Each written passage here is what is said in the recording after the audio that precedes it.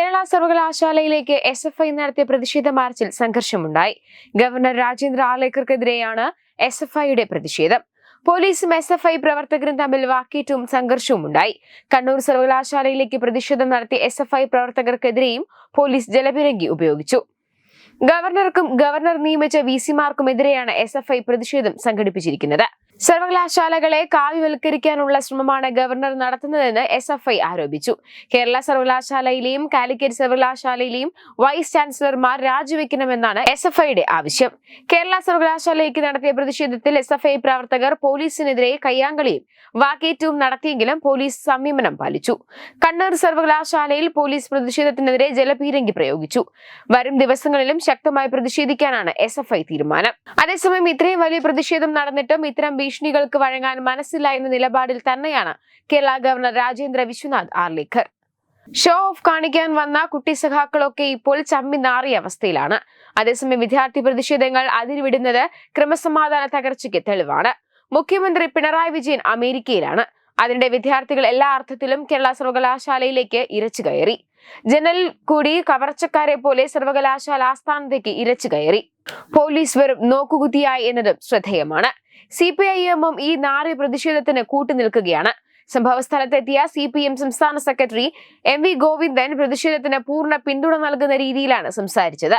സംസ്ഥാനത്ത് ക്രമസമാധാനം ഇല്ലാതാക്കി കേരളം കുട്ടിച്ചോറാക്കാനാണ് സഖാക്കൾ ശ്രമിക്കുന്നത് എന്നുള്ളത് ഇതിൽ നിന്നെല്ലാം വ്യക്തമാണ്. അതേസമയം ഈ സംഭവത്തിൽ സമീപകാലത്തൊന്നും കാണിച്ചിട്ടില്ലാത്ത സംയമനമാണ് പോലീസ് കാണിക്കുന്നത്.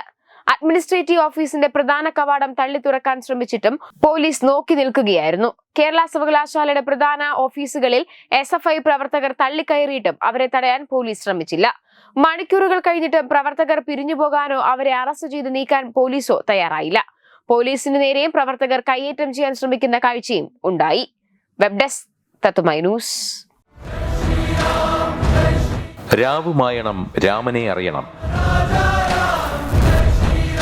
സ്കൂൾ കുട്ടികൾക്കായുള്ള രാമായണം പ്രശ്നോത്തരി ജൂലൈ 20 ഞായറാഴ്ച രാവിലെ 9 മണിക്ക്. സ്ഥലം കൃഷ്ണപിള്ള മെമ്മോറിയൽ ഓഡിറ്റോറിയം, നന്ദാവനം, തിരുവനന്തപുരം. രാമായണ മാസാചരണത്തോടനുബന്ധിച്ച് തത്തുമൈ TV സ്കൂൾ കുട്ടികൾക്കായി ഒരു രാമായണം പ്രശ്നോത്തരി സംഘടിപ്പിക്കുന്നു. ഈ വരുന്ന ജൂലൈ മാസം 20 ഞായറാഴ്ച തിരുവനന്തപുരം നന്ദാവനം കൃഷ്ണപിള്ള മെമ്മോറിയൽ ഓഡിറ്റോറിയത്തിൽ വെച്ചാണ് ഈ പ്രശ്നോത്തരി പരിപാടി സംഘടിപ്പിക്കുന്നത്.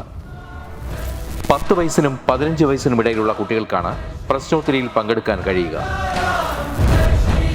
പങ്കെടുക്കാൻ താല്പര്യമുള്ളവർ പേര്, പഠിക്കുന്ന സ്കൂളിന്റെ ID കാർഡ്, ജനനത്തീയതി തെളിയിക്കുന്ന തിരിച്ചറിയൽ രേഖ എന്നിവ സഹിതം 9034347838 എന്ന നമ്പറിലേക്ക് വാട്സപ്പ് ചെയ്യുക. ഒരു കുട്ടിക്ക് 100 രൂപയാണ് രജിസ്ട്രേഷൻ ഫീസ്. പ്രവേശനം ആദ്യം രജിസ്റ്റർ ചെയ്യുന്ന 54 കുട്ടികൾക്ക് മാത്രം. വിജയികൾക്ക് ആകർഷകമായ സമ്മാനങ്ങൾ.